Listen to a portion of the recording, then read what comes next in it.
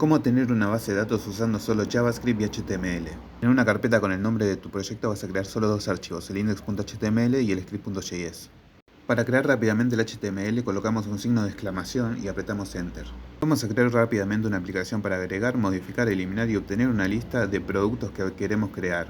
Para eso vamos a crearle estos 4 botones y a estos 4 botones le ponemos cada ID con su respectiva acción: agregar, modificar, eliminar y obtener. Y nos vamos a crear dos inputs, uno para que el usuario ingrese el nombre del producto y el otro para que el usuario ingrese el precio del producto. La etiqueta pre la pongo para imprimir la salida, es decir, todos los productos cuando yo quiera obtener la lista. Por último, antes de cerrar el body, llamamos al script, el script.js. ¿Por qué usamos typeModule? Porque el código necesita que la base de datos esté lista antes de seguir. Esa espera fuera de una función se llama Top Level Await y solo va a funcionar si le ponemos el typeModule, es decir, en módulos. Ahora sí vamos al archivo de JS para comprenderlo mejor.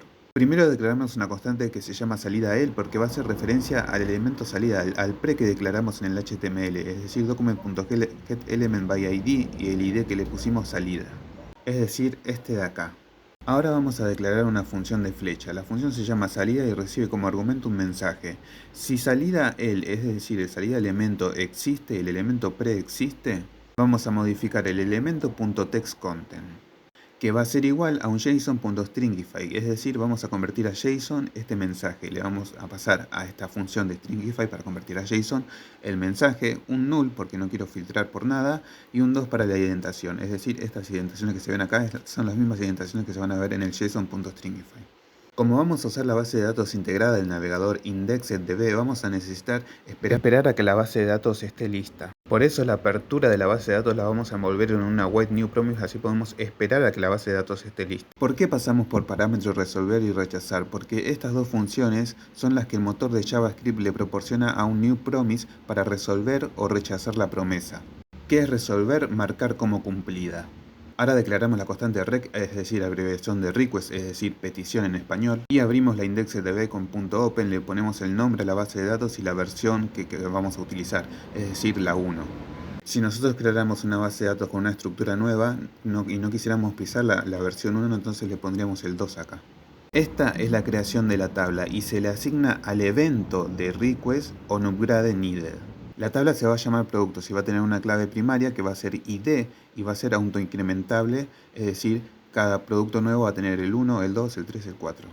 En caso de éxito o un success, resolvemos, o sea, cumplimos la promesa y entregamos la base de datos abierta. Y en caso de error, rechazamos. Esto solo representa la base de datos abierta, no realiza operaciones CRUD por sí misma. Para leer y escribir tenemos que crear una transacción sobre el Object Store.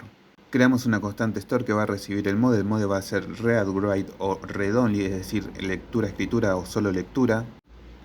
Y llamamos a db.transaction, productos, el nombre de la tabla, y el mode, es decir, el parámetro de acá, y .objectStore, productos.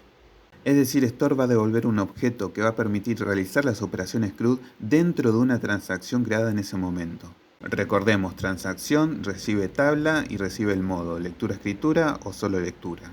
Y ahora ya podemos crear nuestras constantes para hacer el put y para hacer el get. El put es un alta y el get es un obtener. A put le tenemos que pasar el parámetro, es decir, el producto. Y va a devolver una promesa que puede ser resuelta o rechazada. Dentro creamos la constante rec, que es la abreviatura de request, es decir, petición, y es igual al store, es decir, store, que es la transacción, con el modo read, write, leer, escribir, y .put, que es agregar el producto. En caso de éxito o un success resolvemos la promesa con el resultado y en caso de error rechazamos con el error. Res y rec son estos dos parámetros de la promesa. Con qué tal hacemos lo mismo, pero no pasamos nada por parámetro porque no queremos pasar nada, es decir, queremos recibir todo, queremos obtener todos. Entonces la constante es igual al store, el store, con solo read only, o sea, solo de lectura, y llamamos a la función getAll. Y lo mismo hacemos con el onSuccess, resolvemos la promesa o en el error rechazamos. Volvemos al HTML para explicarles que vamos a hacer las funciones de agregar y obtener. Y llamamos a los dos ID dentro del JavaScript, agregar y obtener. El ID agregar .onClick es igual a una función asíncrona, que asíncrona nos va a permitir usar el await y el await put y el producto, con el nombre y el precio. Al precio le ponemos una más acá para que transforme a número el valor. y put es esta función de acá, que va a agregar el producto a la base de datos. Y obtener .click va a ser igual a una función asíncrona que va a llamar a la función salida con el await de getAll. Salida, recordemos, es esta función que transformaba a un JSON un mensaje recibido por parámetro. Necesitamos la aplicación LiveServer para ejecutar esta aplicación que tiene operaciones en la base de datos. Una vez instalada, apretamos en Go Live y se nos abre el navegador para ingresar el producto. Ingresamos un alfajor de precio 2000 y lo agregamos. Y ahora, al hacer clic en obtener la lista, vamos a obtener la etiqueta pre con el JSON de todos los productos que agregamos. Esto es un JSON, pero podríamos haber mostrado el resultado profesionalmente en una tabla. Si ustedes quieren ver la base de datos en el navegador, tienen que apretar F12 para abrir esta DevTools, estas herramientas de desarrollador, irse hasta el apartado de aplicación, irse hasta IndexDB, Demo, y ahí tenemos la tabla de productos. Y esta es la tabla de productos con su ID y su producto respectivo. Esta base de datos persiste, es decir, si nosotros cerramos el navegador, apagamos la computadora y mañana volvemos a abrir el navegador, la base de datos va a volver a estar siempre y cuando utilicemos la misma URL. Si el tutorial te sirvió, te animo a dejar un like y seguirme para más tutoriales como este.